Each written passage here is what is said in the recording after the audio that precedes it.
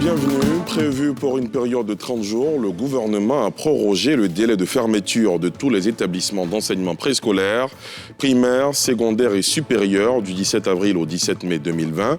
C'est entre autres l'une des mesures issues du Conseil des ministres. Nouveau bilan de la maladie à coronavirus ce mercredi, on est passé de 638 à 654, soit 16 nouveaux cas de contamination. L'on note également 32 nouveaux cas de guérison, portant à 146 le nombre de patients guéris de la maladie.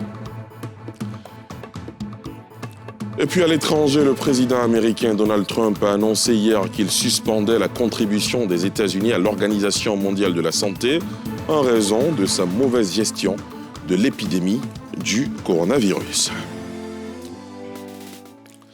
Les écoles et universités resteront encore fermées au moins jusqu'au 17 mai prochain. Prévu pour une période de 30 jours, le gouvernement a prorogé le délai de fermeture de tous les établissements d'enseignement préscolaire, primaire, secondaire et supérieur. C'est entre autres l'une des mesures issues du Conseil des ministres tenu aujourd'hui.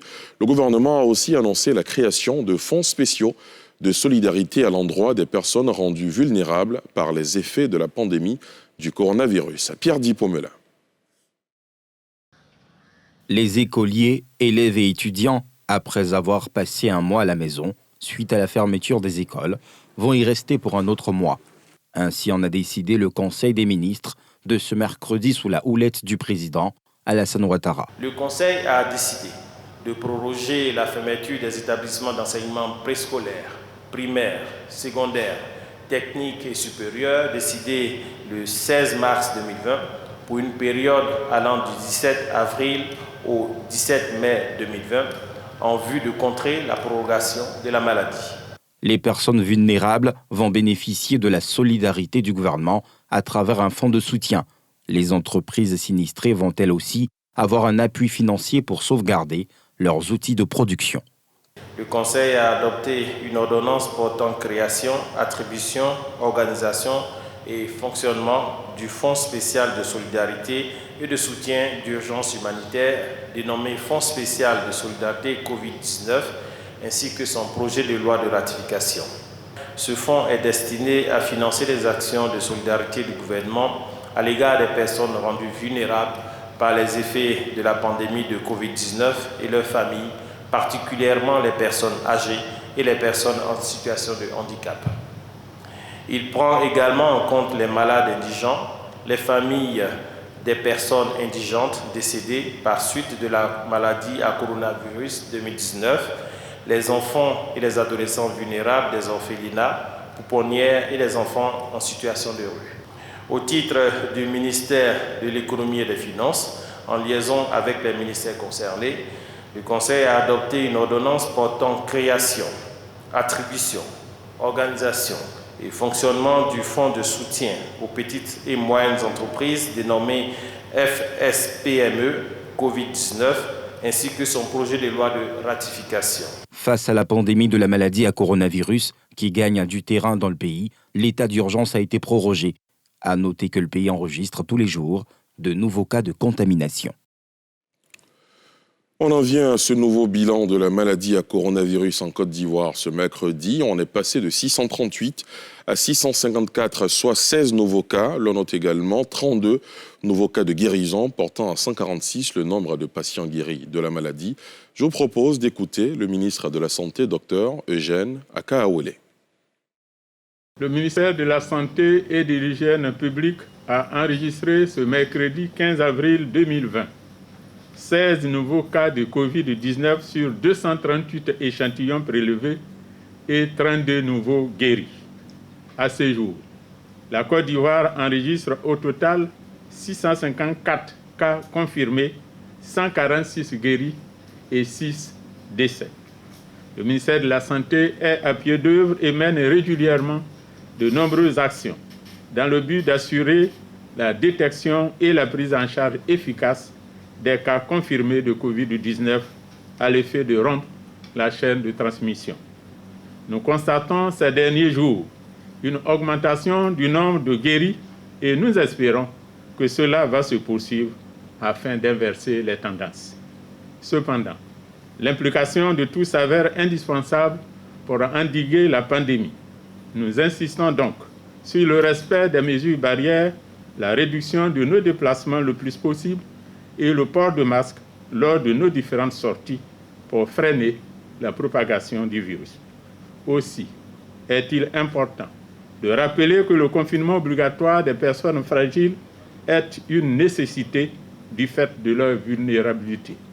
Il s'agit des personnes âgées et celles souffrant de maladies chroniques. Et pour renforcer la lutte contre l'épidémie, le chef du gouvernement ivoirien est monté au créneau ce mercredi. Amadou Gon Coulibaly annonce notamment l'arrivée la semaine prochaine de 30 millions de masques pour renforcer le stock national.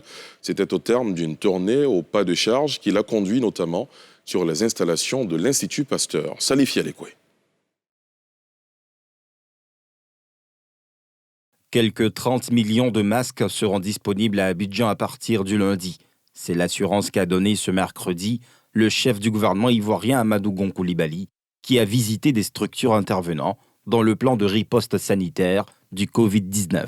Je suis heureux de savoir que sur la base de la décision prise par le président de la République de rendre donc les masques gratuits, que nous avons 138 millions de masques qui ont déjà été commandés et que le 20 avril, il y a 30 millions de masques qui seront déjà disponibles donc sur Abidjan et que le reste de la commande sera disponible donc pendant les jours et les semaines donc à venir.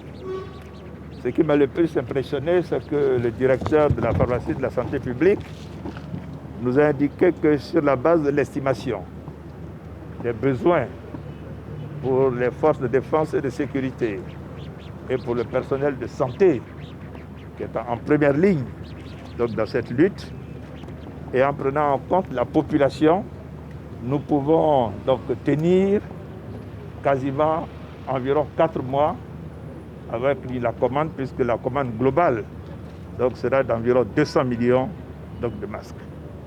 Amadou Gon Coulibaly s'est rendu à Diopodumé, à l'Institut Pasteur, au CHU de Trècheville, à la nouvelle pharmacie de la santé publique et au centre de dépistage de Cocody-Saint-Jean.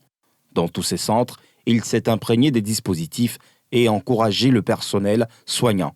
Le Premier ministre a confié son optimisme quant à la capacité pour la Côte d'Ivoire de faire face à ce mal, au terme de cette tournée, invitant les populations au civisme.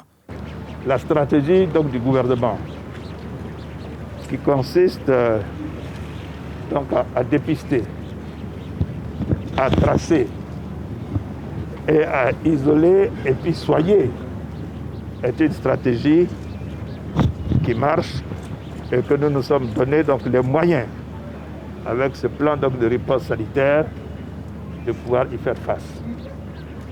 Dans le cadre de la riposte contre cette pandémie, la Côte d'Ivoire a mis en place un plan de plus de 95 milliards de francs CFA. La dernière session du Conseil national de sécurité a rendu obligatoire le port du masque. En ces périodes de crise sanitaire, il faut préserver l'environnement carcéral. C'est ce qui a poussé le CICR, le Comité international de la Croix-Rouge, à faire un important don de lots de matériel hygiéno-sanitaire aujourd'hui. Un geste qui vient renforcer les efforts de l'administration pénitentiaire visant à empêcher toute contamination dans nos prisons. Thiemé Dandje, Fulgence Kissiedo. Les pensionnaires des prisons sont considérés comme une population vulnérable en cette période de crise sanitaire du coronavirus. Mais la situation en milieu carcéral ivoirien n'est pas préoccupante. Outre la mesure d'élargissement de plus de 1000 prisonniers par le président de la République Alassane Ouattara, plusieurs mesures sont prises pour éviter toute entrée du virus dans les prisons du pays. Ce mercredi, lors de la cérémonie de réception de matériel de protection offert par le Comité international de la Croix-Rouge, le directeur de l'administration pénitentiaire est revenu sur la disposition prise à cet effet. Il y a ce que j'appellerais un cordon infranchissable qui est constitué par la mise en confinement systématique de tout nouveau détenu. lorsqu'ils viennent de l'extérieur, et ils ont été arrêtés, ils doivent aller en prison. Mais quand ils viennent, automatiquement, ils sont confinés dans un endroit pour 14 jours minimum, afin de s'assurer qu'aucun d'eux n'est porteur du coronavirus. L'important don du CICR ne surprend pas le patron des prisons ivoiriennes. Pour lui, c'est le fruit de la parfaite collaboration entre les parties. Ces dons symbolisent la parfaite relation qui a toujours existé entre le CICR et la Côte d'Ivoire en général et surtout la direction de l'administration pénitentiaire. C'est un appui important et qui va renforcer davantage les moyens d'action de la direction pour maintenir le Covid-19 hors des prisons ivoiriennes.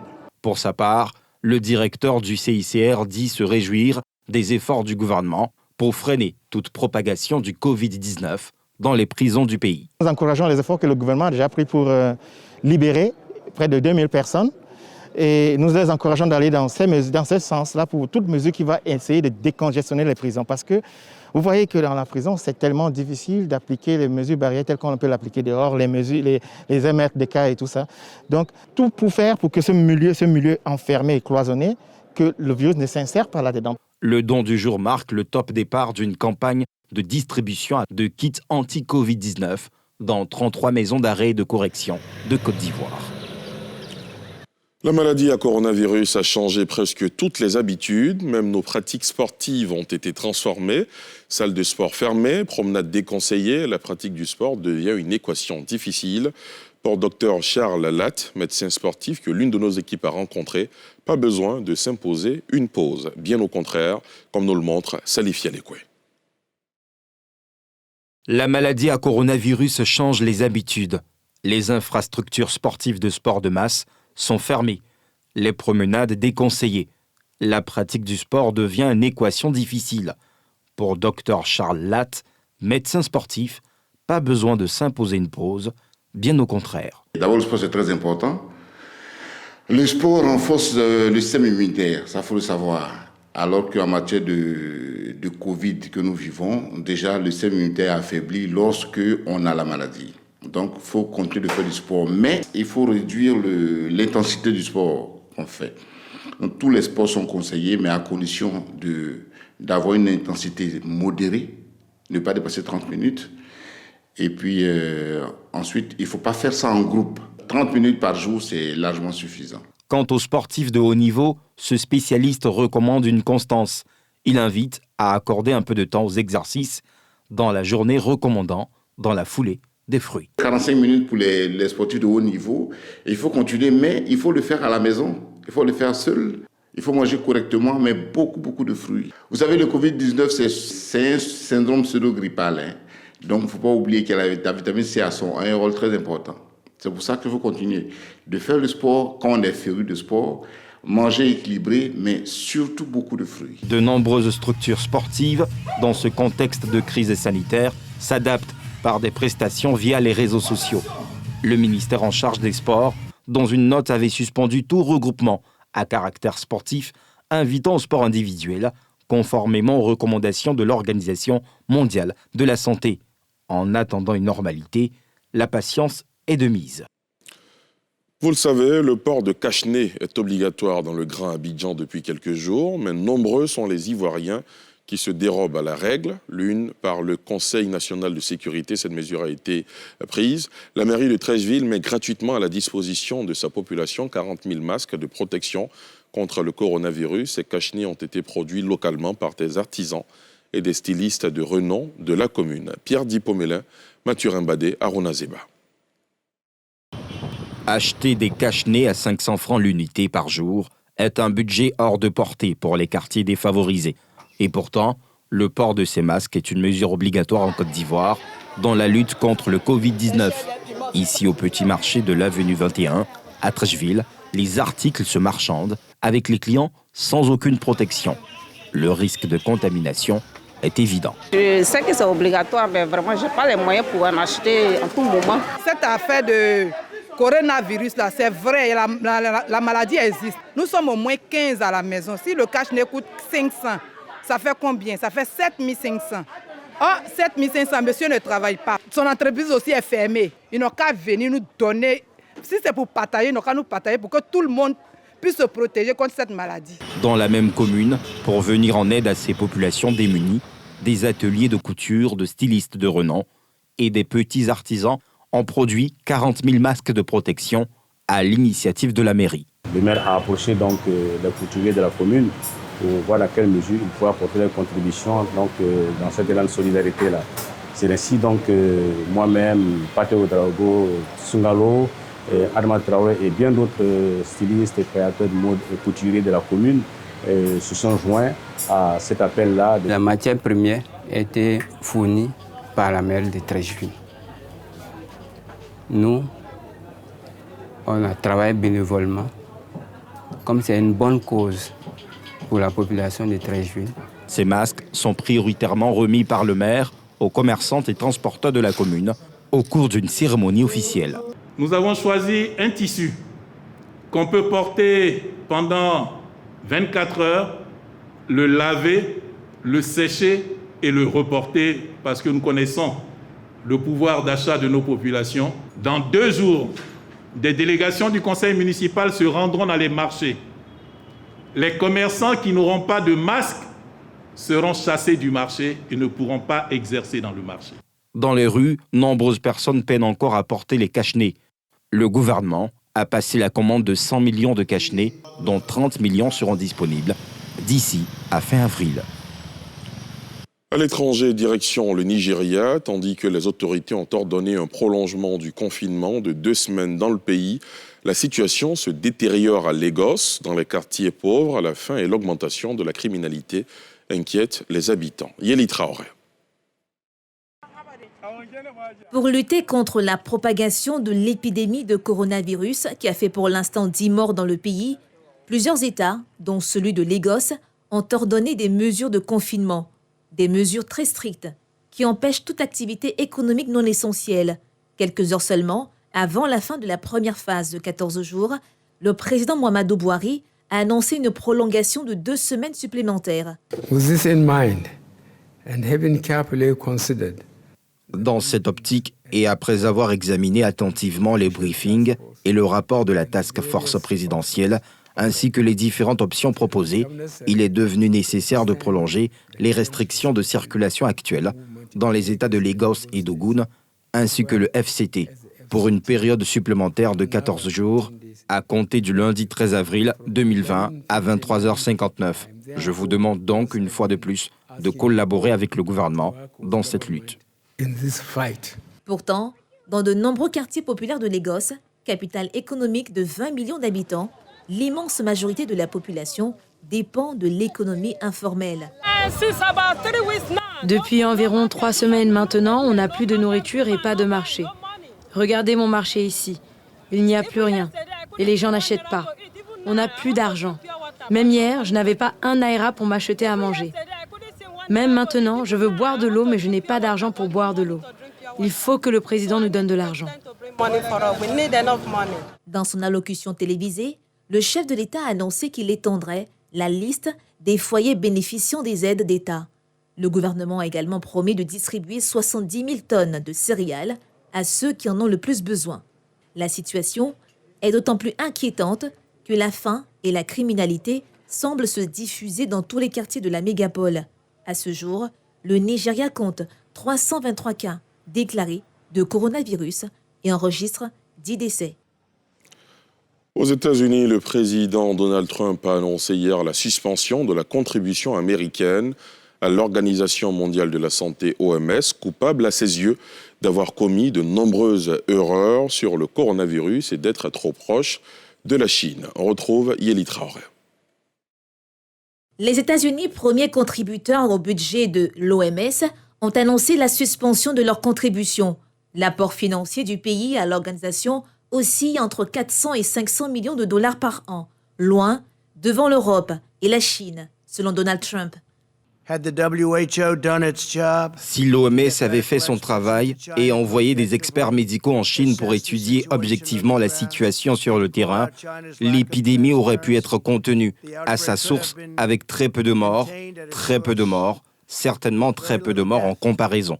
Cela aurait pu sauver des milliers de vies et éviter des dommages économiques mondiaux.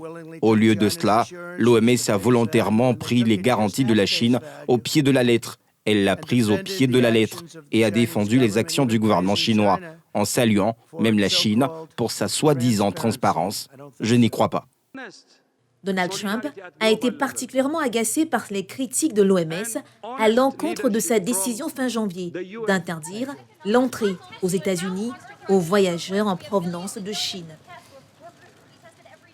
Et c'est ici que prend fin ce journal préparé par l'ensemble de la rédaction. Merci de l'avoir suivi. Demain, 19h50, vous avez rendez-vous avec Mélina Makissi. Excellente soirée sur la nouvelle chaîne ivoirienne.